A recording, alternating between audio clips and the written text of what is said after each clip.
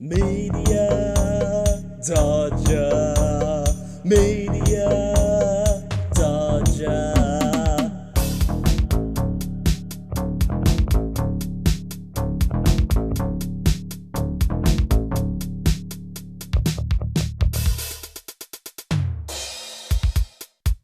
He doesn't perform a dodge, which makes his name exceptionally odd. But he trends through the great and bad. It's 50-50, he's so rad. Good times and bad are had. But that's what he gets for being, and don't forget, the media dodger, the media dodger, the media dodger, the media dodger.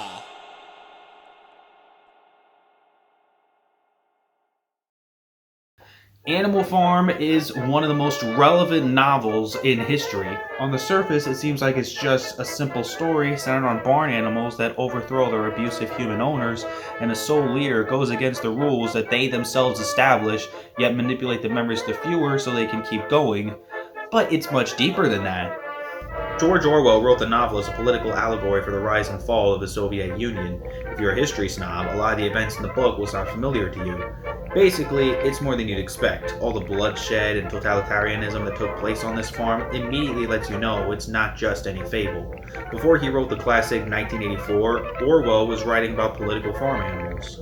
After Orwell's death, his wife Sonia Orwell sold the film rights to Carlton Alsop and Ferris Farr. What she didn't know is that they were undercover agents for the Office of Policy Coordination, a branch of the CIA that dealt with using works of art for the purpose of anti-communism. The film version was completed in 1954, and as such was the first British animated feature to be released, as well as one of the earliest animated features geared towards adults. But one strange thing that has changed over the years is the rating. I know, film ratings have changed plenty over the years in many countries. The British Board of Film Classification is no exception. But get this, when the film first came out, it was rated X, which meant no children under the age of 16 were allowed to see it. But that soon changed to U, which is the equivalent of G in the US. U? Are you kidding me? U?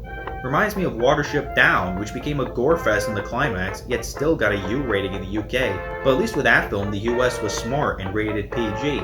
Look, it was 1978, PG-13 didn't exist yet. But with Animal Farm, it's a highly political film. And while it is tame compared to other pieces of adult animated media, who in their right mind would rate the film U? The US still hasn't given it a rating this day. But let's set all that aside for a minute. Is it at least watchable? And is it a worthy interpretation of the Orwell novel? That's what I'm about to find out.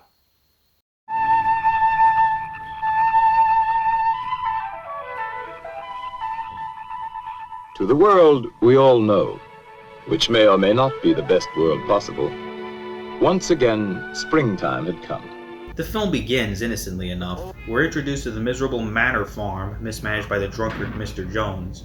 He makes his rounds in the night, locking up the animals, but is insufficient in doing so. This first scene is creepy for the fact that we see the many different ways he's abusive to the animals he owns, even the dog. Then, once he's asleep, all the animals secretly meet in the main barn to hear the final words of the prized boar hog, Old Major, for he wished to share a dream he had the previous night. Few of us will ever know the blessings of a peaceful old age. You, boxer, when you have given the last of your great strength, what then? The film just started, and it's giving us some Disney magic. Whatever we produce is taken from us, stolen from us, and so our children are born to cold and hunger. Look at them while you can. You porkers. Do you know what the future holds for you? It's like this film's trying to outdo Charlotte's Web in making you feel for the pigs. The point of Old Major's meeting was to inspire the animals to revolt against Mr. Jones and claim the freedom they so rightly deserve. He then closes the meeting in song.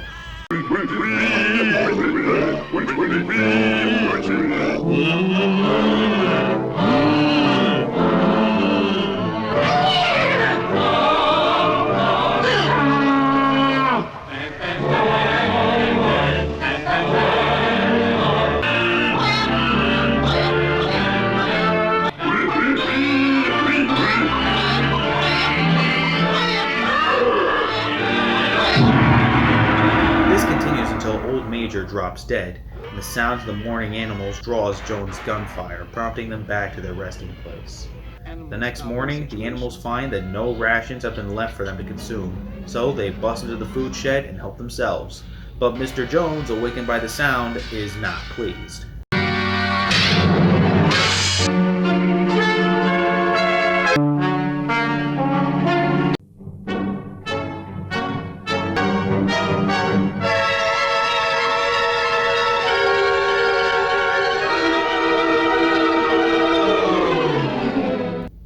Hasta la vista, you abusive, pejorative, brutal, sadistic, whip-wielding, beer-slurping, door-breaking, blood-sucking, dirt-eating, snake-licking, inebriate, poor excuse of a farmer!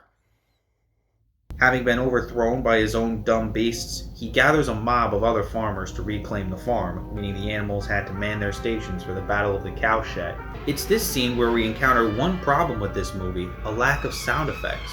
We see the battle going on, but where's the sound of the impact from Benjamin the donkey kicking them, the goats headbutting, and Boxer the workhorse stomping on Jones' rifle? We hear gunshots, shouting, and thumps from the men's heads hitting the ground, and that's it. So it fails in the sound department a little bit.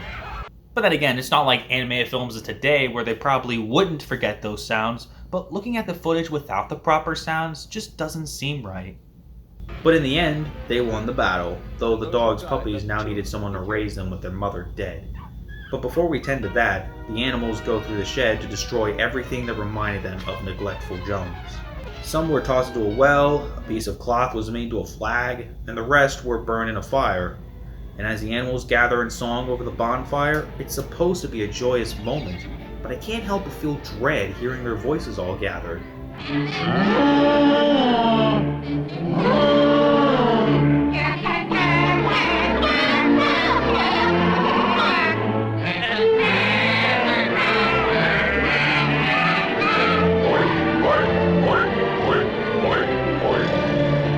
I don't know, it might have something to do with the fact that, other than the narrator, who gives a bit too much narration for my tastes, the pigs are the only characters in this film who have speaking lines. Everyone else just makes their respective noises. Considering the power the pigs have over the others due to how clever they are, it's probably meant to symbolize the other animals not having any say in the matters, if that makes any sense. But anyway, they at least agreed Jones' house was no place for them. And having called their new society Animal Farm, the 7 commandments are painted. Oh, excuse me, 5 commandments. Yeah, I counted. 5. No animal shall sleep in a bed. No animal shall drink alcohol. 4 legs good, 2 legs bad. Wings count as legs.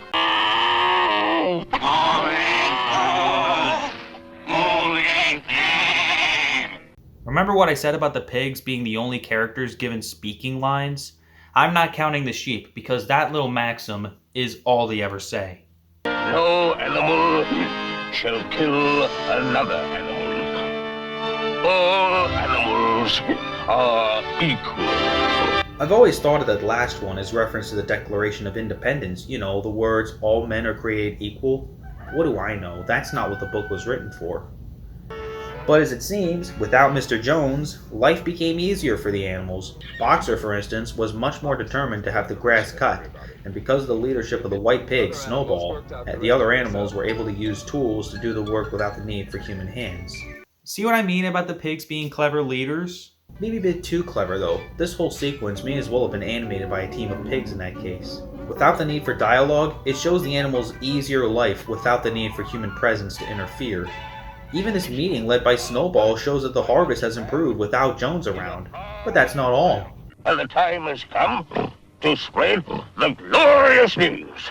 so that our downtrodden comrades on other farms will break their chains and join the animal revolution.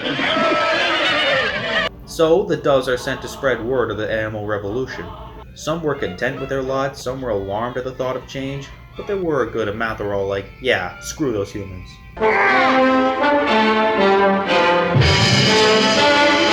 In certain quarters, the rebellious behavior of a lot of dumb animals caused indignation and much conversation. That's nice, but we're watching a scene with humans. Shouldn't we hear what they have to say instead of having to rely on the narrator? Soon, Snowball was about to announce his plans to have a windmill built to modernize the farm, but Napoleon calls Boulder Dash on the idea and alerts the dogs he privately raised to chase Snowball out of Animal Farm.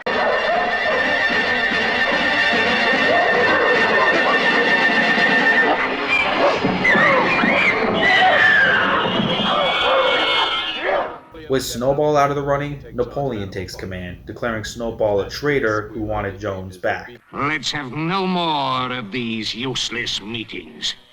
Eh? From now on, I'll protect your interests. Did you see that? Something fell out of place with that take. Look again. How did that frame slip in the middle of the shot? Am I nitpicking? Yes, I am. So anyway, Napoleon also takes credit for the windmill idea, and construction begins.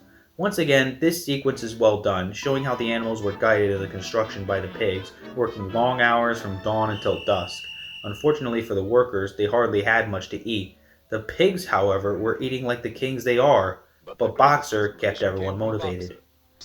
But a discovery was soon made when the pigs were breaking the rules by sleeping in Jones' house. But they agreed not to do so. Napoleon was even sleeping on the bed. Some of the animals thought they remembered a law against beds, but obviously they were mistaken. Wow, I didn't know old paint can drip like that. Well, now you know. Those ungrateful beasts of yours, cheer up. They won't last. Okay, now all of a sudden we hear humans talking. This conversation about the winner is overheard by a traitor named Whimper, who has this superpower of turning his head 90 degrees in a millisecond, yet only uses it when he's sitting at a booth and not as he's leaving the pub. Whimper also gives himself the job of providing rations for the pigs on Animal Farm, and in return receives the hens' eggs. You hens are to have the honor of making the first contribution. I know how proud you are of this privilege. These hens weren't going to stand for it, since it went against what Old Major said about the revolution preventing such thievery, so they revolt, first by taking down the rations, and then by tossing the eggs down on the pigs. But no sounds from the eggs cracking.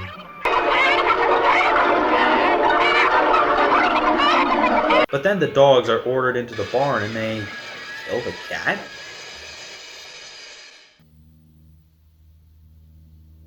Why? At a show trial, a sheep and a duck are accused of being traitors and are sentenced to death alongside the chickens.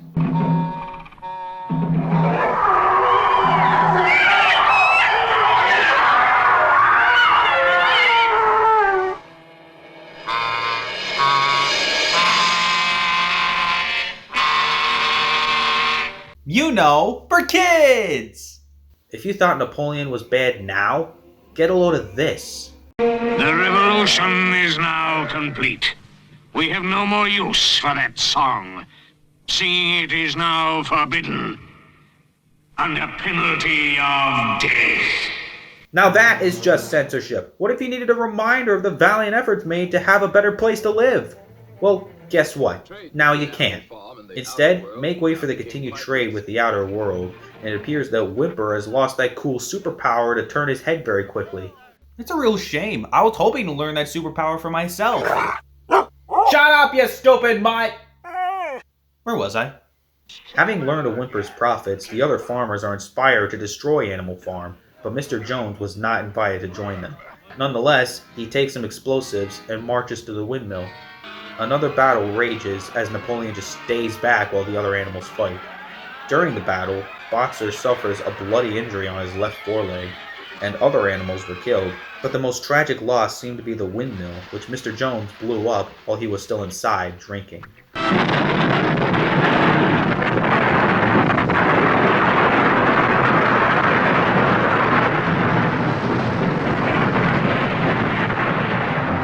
Well, they won, but it wasn't pretty. Boxer's injured leg made his part of the job on rebuilding the windmill more difficult, but he and Benjamin still worked hard, despite the injury growing worse as the work went on.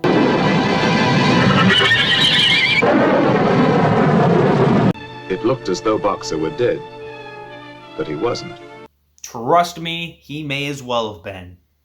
Because what soon happens is that a van from a glue factory arrives to take Boxer away, though Benjamin and the other animals recognize the insignia. Admittedly, it's a pretty tragic scene.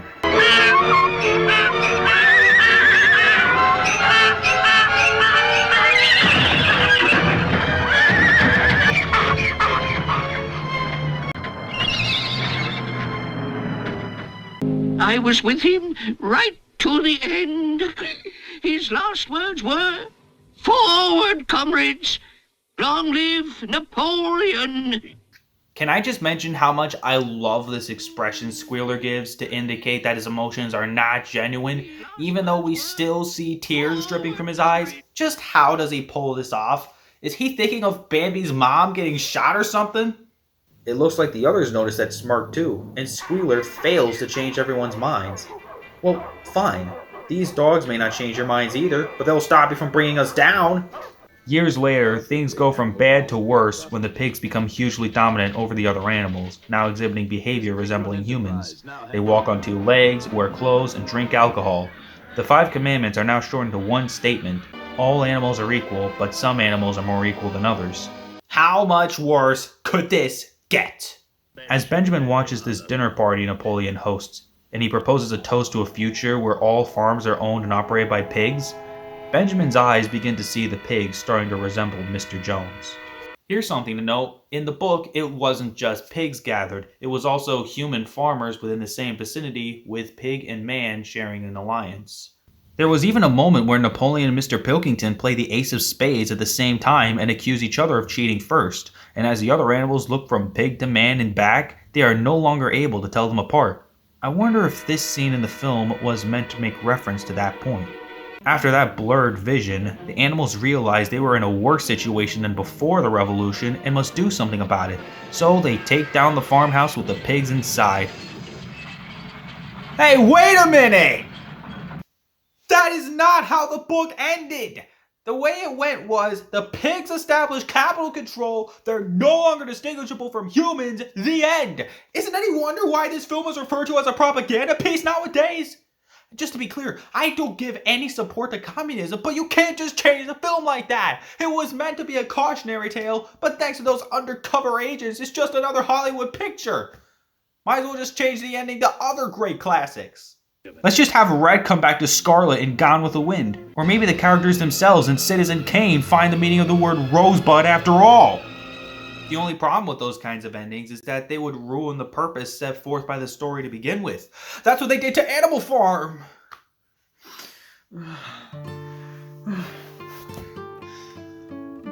This was supposed to be good. This was good and they ruined it at the last second. This was good! This was supposed to be good! But they were too focused on the propaganda against communism to care about a stronger message! They could have easily told us that this society would be the end result if we simply allow them to control how we think and feel! George Orwell wrote a classic. He wrote a classic and they didn't even care. They made propaganda out of a cautionary tale.